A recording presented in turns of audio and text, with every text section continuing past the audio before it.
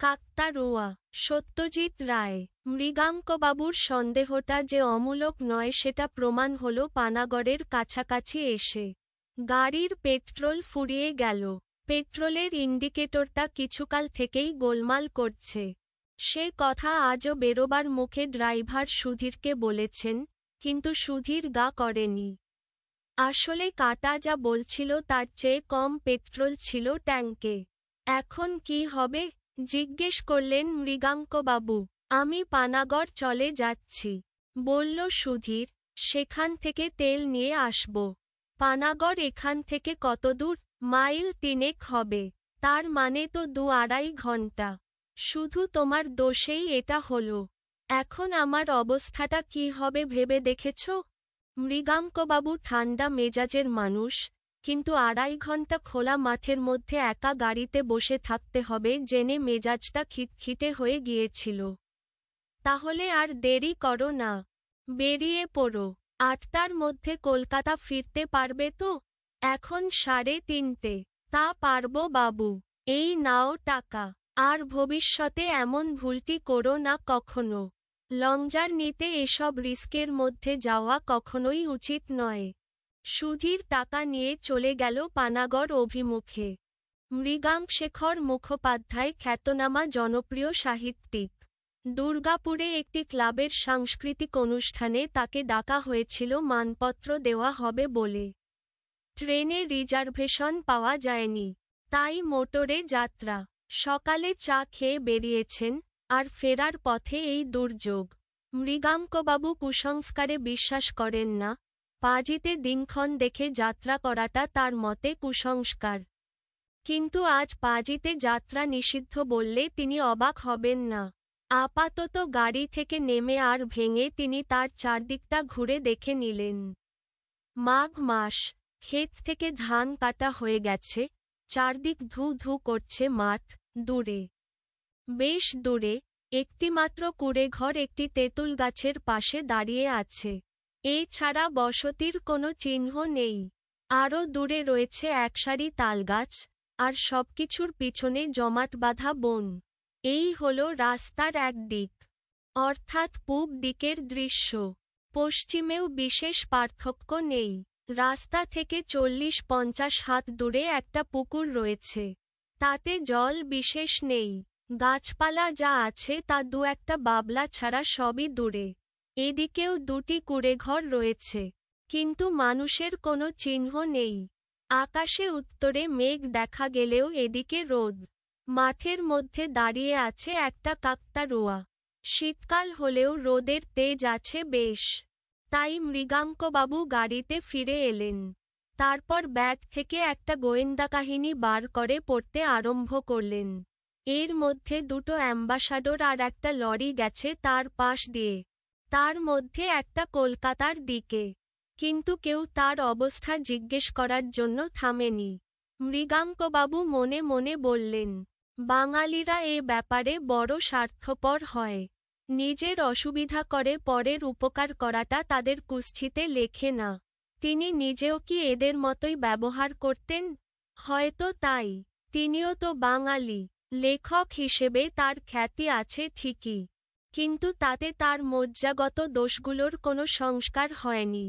উত্তরের মেঘটা অপ্রত্যাশিতভাবে দ্রুত এগিয়ে এসে সূর্যটাকে ঢেকে ফেলেছে।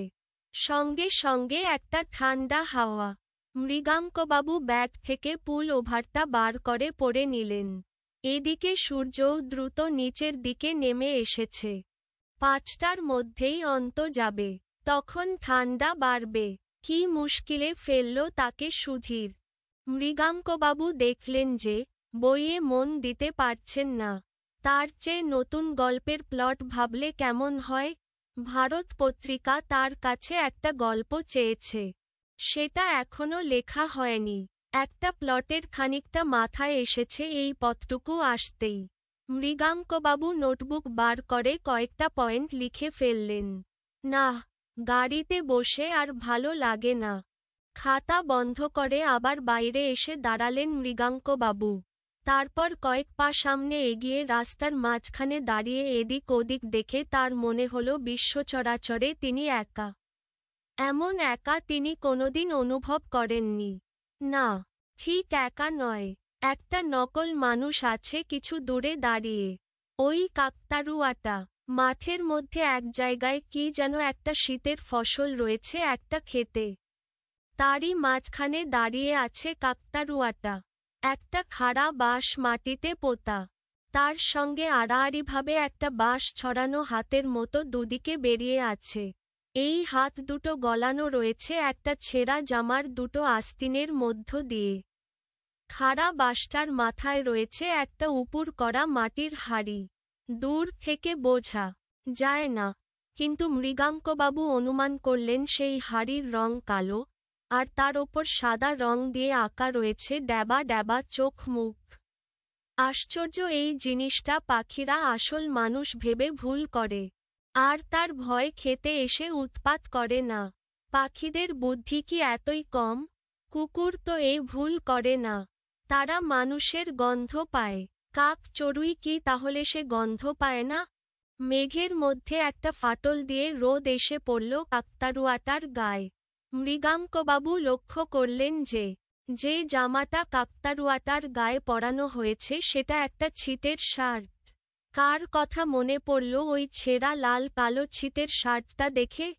মৃগাঙ্কবাবু অনেক চেষ্টা করেও মনে করতে পারলেন না, তবে কোনো একজনকে তিনি ওরকম একটা শার্ট পরতে দেখেছেন বেশ কিছুকাল আগে। আশ্চর্য, ওই একটি নকল প্রাণী ছাড়া আর কোনো প্রাণী নেই। মৃগাঙ্কবাবু আর ওই কাকতাড়ুয়া। এই সময়টা খেতে কাজ হয় না বলে গ্রামের মাঠে ঘাটে লোকজন কম দেখা যায় ঠিকই, কিন্তু এরকম নির্জনতা মৃগাঙ্কবাবুর অভিজ্ঞতায় এই প্রথম। মৃগাঙ্কবাবু ঘড়ি দেখলেন, 4:20। সঙ্গে ফ্লাক্স চা রয়েছে, সেটার সদ্ব্যবহার করা যেতে পারে। গাড়িতে ফিরে এসে ফ্লাক্স খুলে ঢাকনায় চা ঢেলে খেলেন মৃগাঙ্কবাবু। শরীরটা একটু গরম হল। কালো মেঘের মধ্যে ফাঁক দিয়ে সূর্যটাকে একবার দেখা গেল।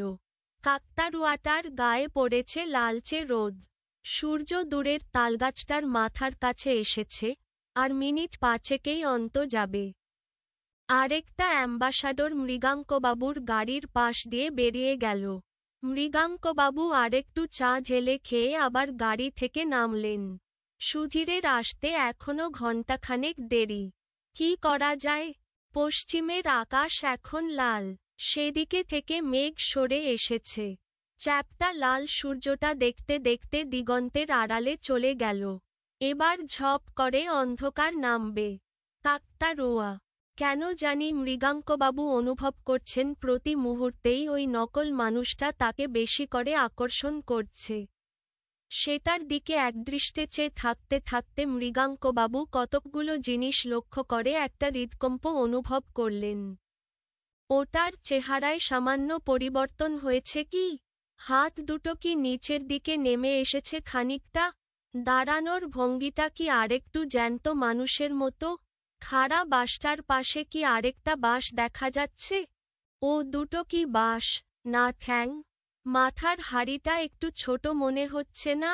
তিনি কি এই তেপান্তরের মাঠে একা দাঁড়িয়ে থাকতে থাকতে চোখে ভুল দেখছেন? কাকতাড়ুয়া কখনো জ্যান্ত হয়ে ওঠে? কখনোই না।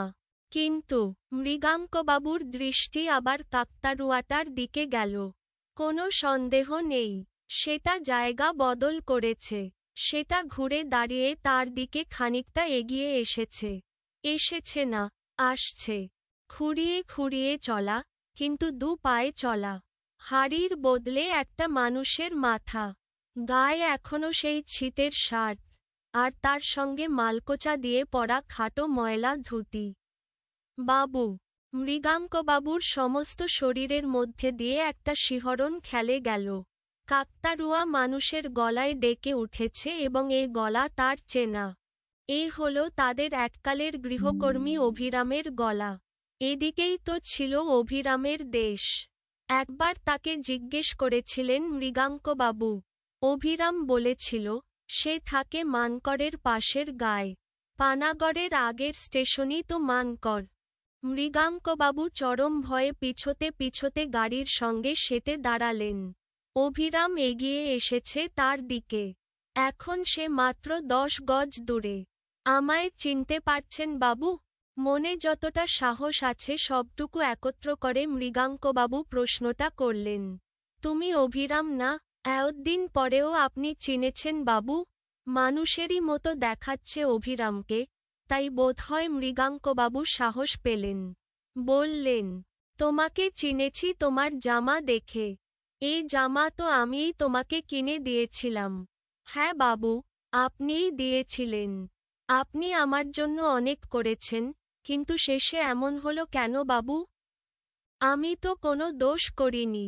আপনারা আমার কথা বিশ্বাস করলেন না কেন? মৃগাঙ্কবাবুর মনে পড়ল 3 বছর আগের ঘটনা। অভিরাম ছিল মৃগাঙ্কবাবুদের 20 বছরের পুরনো গৃহকর্মী। শেষে একদিন অভিরামের ভীমরতি ধরে। সে মৃগাঙ্কবাবুর বিয়েতে পাওয়া সোনার ঘড়িটা চুরি করে বসে। সুযোগ সুবিধা দুইই ছিল অভিরামের। অভিরাম নিজে অবশ্য অস্বীকার করে, কিন্তু মৃগাঙ্কবাবুর বাবা ওঝা ডাকিয়ে কুলোতে চাল ছুঁড়ে মেরে প্রমাণ করিয়ে দেন যে অভিরামই চোর। ফলে অভিরামকে ছাড়িয়ে দেওয়া হয়। অভিরাম বলল, আপনাদের ওখান থেকে চলে আসার পর আমার কি হলো জানেন? আর আমি চাকরি করিনি কোথাও, কারণ আমার কঠিন ব্যারাম হয়। উদুরি। টাকা পয়সা নাই, না ওষুধ, না পথি। সেই ব্যারামই আমার শেষ ব্যারাম। আমার এই জামাটা ছেলে রেখে দেয়।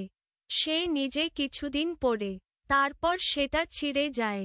তখন সেটা কাকতাড়ুয়ার পোশাক হয়। আমি হয়ে যাই সেই কাকতাড়ুয়া। কেন জানেন? আমি জানতাম একদিন না একদিন আপনার সঙ্গে আবার দেখা হবে। আমার প্রাণটা ছটফট করছিল। হ্যাঁ, মৃত লোকেরও প্রাণ থাকে। আমি মরে গিয়ে যা জেনেছি সেটা আপনাকে বলতে চাইছিলাম। সেটা কি অভিরাম? বাড়ি ফিরে গিয়ে আপনার আলমারির নিচে পিছন দিকটায় খোঁজ করবেন। সেখানেই আপনার ঘড়িটা পড়ে আছে এই 3 বছর ধরে। আপনার নতুন চাকর ভালো করে ঝাড়ু দেয় না, তাই সে দেখতে পায়নি। এই ঘড়ি পেলে পড়ে আপনি জানবেন অভিরাম কোনো দোষ করেনি। অভিরামকে আর ভালো করে দেখা যায় না। সন্ধ্যা নেমে এসেছে। মৃগাঙ্কবাবু শুনলেন অভিরাম বলছে, এতকাল পরে নিশ্চিন্ত হলাম বাবু। আমি আসি, আমি আসি। মৃগাঙ্কবাবুর চোখের সামনে থেকে অভিরাম অদৃশ্য হয়ে গেল। তেল এনেছি বাবু। সুধীরের গলায় মৃগাঙ্কবাবুর ঘুমটা ভেঙে গেল। গল্পের প্লট ফাঁদতে ফাঁদতে কলম হাতে গাড়ির মধ্যে ঘুমিয়ে পড়েছিলেন তিনি। ঘুম ভাঙতেই তার দৃষ্টি চলে গেল পশ্চিমের মাঠের দিকে। কাকতাড়ুয়াটা যেমন ছিল তেমনভাবেই দাঁড়িয়ে আছে। বাড়িতে এসে আলমারির তলায় খুঁজতেই ঘড়িটা বেরিয়ে পড়ল। মৃগাঙ্কবাবু স্থির করলেন ভবিষ্যতে আর কিছু গেলেও ওঝার সাহায্য আর কখনো নেবেন না। লেখক পরিচিতি। সত্যজিৎ রায়ের জন্ম 1921 খ্রিস্টাব্দে কলকাতায়। তার পূর্ব প্রজন্মের ভিটা ছিল কিশোরগঞ্জের কটিয়াদি উপজেলার মসুয়া গ্রামে। সত্যজিৎ রায় একজন চলচ্চিত্র নির্মাতা, চিত্রনাট্যকার, শিল্প নির্দেশক, সঙ্গীত পরিচালক ও লেখক। তিনি 20 শতকের শ্রেষ্ঠ চলচ্চিত্র নির্মাতাদের একজন হিসেবে বিবেচিত। তার নির্মিত প্রথম চলচ্চিত্র পথের পাঁচালী 1955 বহু আন্তর্জাতিক পুরস্কার লাভ করে। চলচ্চিত্র নির্মাণের বাইরে তিনি ছিলেন একাধারে কল্পকাহিনী লেখক, প্রকাশক ও চিত্রকর। তিনি ছোটগল্প ও উপন্যাসও রচনা করেছেন। তার সৃষ্ট জনপ্রিয় চরিত্র গোয়েন্দা ফেলুদা ও প্রফেসর শঙ্কু। 1992 খ্রিস্টাব্দে তিনি মৃত্যুবরণ করেন। পাঠ পরিচিতি ও মূলভাব। কাকতাড়ুয়া গল্পে সত্যজিৎ রায় কুসংস্কারের ক্ষতিকর দিক তুলে ধরেছেন। বিশেষ পরিস্থিতিতে মানব মনে বিচিত্র সব অনুভূতির প্রকাশ ঘটতে পারে। গল্পে একটি অনুষ্ঠান শেষে ব্যক্তিগত গাড়িতে করে কলকাতা ফিরছিলেন লেখক মৃগাঙ্কবাবু। পথে গাড়ির পেট্রোল ফুরিয়ে যাওয়ায় গাড়ি থামিয়ে ড্রাইভার তেল আনতে যান। এই অবকাশে মৃগাঙ্কবাবুর চোখে পড়ল ধু ধু মাঠের মধ্যে দাঁড়িয়ে আছে একটি কাকতাড়ুয়া। তিনি লক্ষ্য করলেন কাকতাড়ুয়ার গায়ে পরানো আছে ৩ বছর আগে তাড়িয়ে দেওয়া তার গৃহকর্মী অভিরামের লাল কালো ছিটের শার্ট। ওঝার কথায় মৃগাঙ্কবাবুর বাবা স্বর্ণের ঘড়ি চুরির অভিযোগে তাকে বাড়ি থেকে বের করে দিয়েছিলেন। অভিরাম নিজের বাড়িতে এসে অর্থকষ্টে ও রোগে মারা যায়। সেই অভিরাম কাকতাড়ুয়া রূপে লেখককে জানায় যে আলমারির নিচে পিছন দিকটায় ঘড়িটি এখনো পড়ে আছে। আসলে ঘুমের ঘোরে স্বপ্ন দেখছিলেন মৃগাঙ্কবাবু। বাড়ি ফিরে তিনি আলমারির তলা থেকে ঘড়িটা খুঁজেও পেলেন। অভিরামের মাধ্যমে মৃগাঙ্কবাবুর প্রাপ্ত তথ্য সত্যিকার অর্থে অবচেতনে লুকিয়ে থাকা সত্যেরই প্রকাশ। তিনি বুঝতে পারলেন ওঝার কথা ঠিক ছিল না। তাই মৃগাঙ্কবাবু সিদ্ধান্ত নেন ভবিষ্যতে কোনো ওঝার সাহায্য নেবেন না। কুসংস্কারের প্রতি বিশ্বাস কখনো ভালো ফল বয়ে আনতে পারে না, এই সত্যটি এই গল্পে সুন্দরভাবে প্রতিফলিত হয়েছে। শব্দার্থ ও টিকা। অমূলক, ভিত্তিহীন। ইন্ডিকেটর, নির্দেশক। ইংরেজি ইন্ডিকেটর, ট্যাঙ্কে গাড়ির তেল রাখার জায়গা।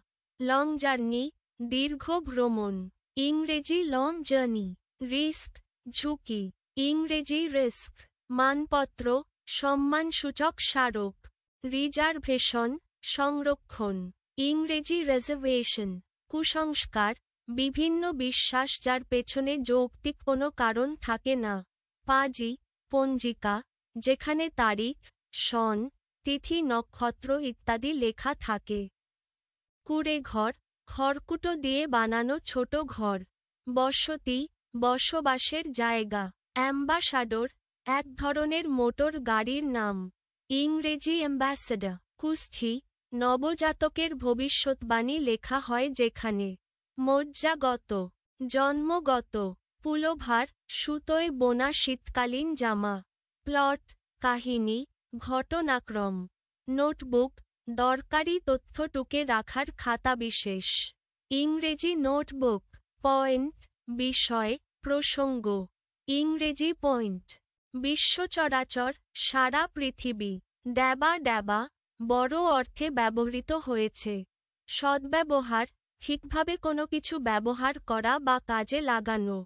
হৃৎকম্প, হৃদয়ের কম্পন। মালকোচা, দুই পায়ের মধ্য দিয়ে গোজা ধুতি, লুঙ্গি প্রভৃতির কোচা। শিহরণ, অনুভূতি, সেটে, লেগে থাকা। ভীমরতি, বয়স বাড়ার কারণে জ্ঞানবুদ্ধি লোপ পাওয়া বোঝাতে ব্যবহৃত হয়। ব্যারাম, রোগ। উদুরি, পেটের পীড়া।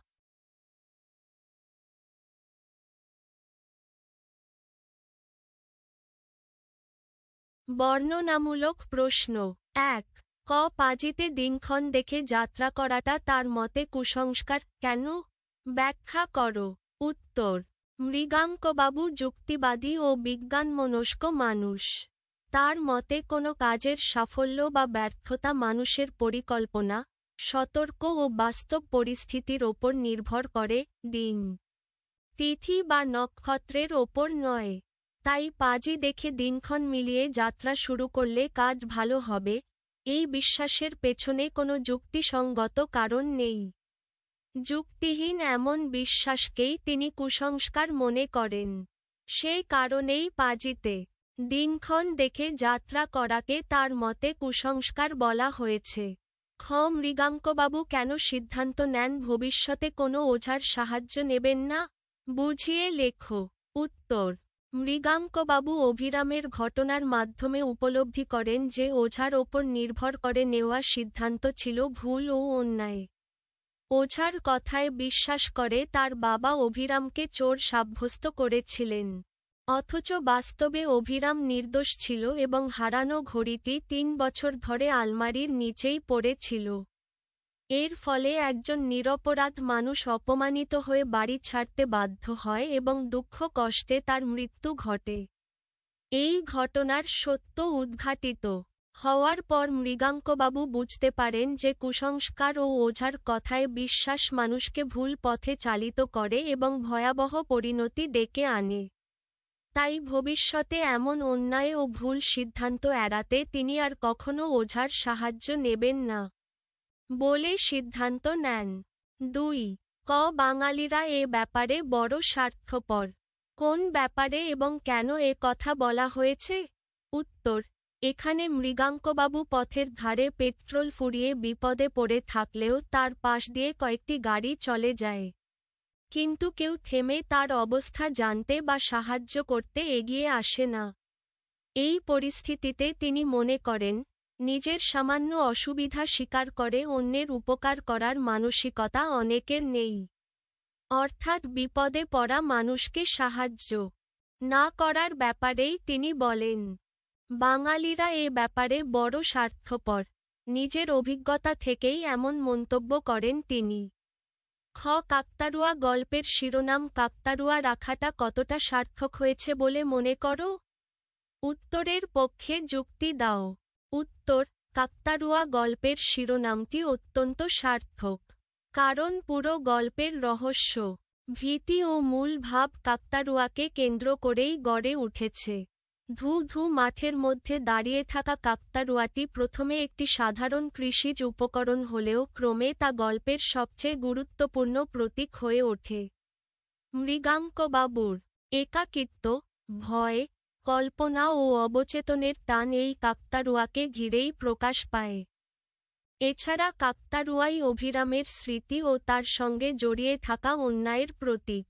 অভিরামের ছেঁড়া শার্ট কাকতাড়ুয়ার গায়ে থাকায় কাকতাড়ুয়াটি জীবিত মানুষের রূপ নেয় এবং মৃগাঙ্কবাবুর মনে অপরাধবোধ ও সত্য উপলব্ধির পথ খুলে দেয়। শেষ পর্যন্ত কাকতাড়ুয়াকে কেন্দ্র করেই হারানো ঘড়ির রহস্যের সমাধান হয় এবং কুসংস্কারের ক্ষতিকর দিক স্পষ্ট হয়ে ওঠে। অতএব বলা যায়, কাহিনীর ঘটনাপ্রবাহ, রহস্যের আবহ, প্রতীকী অর্থ ও মূল ভাব, সব দিক থেকেই কাকতাড়ুয়া নামটি গল্পের সঙ্গে গভীরভাবে যুক্ত। তাই শিরোনাম হিসেবে কাকতাড়ুয়া রাখা সম্পূর্ণ সার্থক হয়েছে।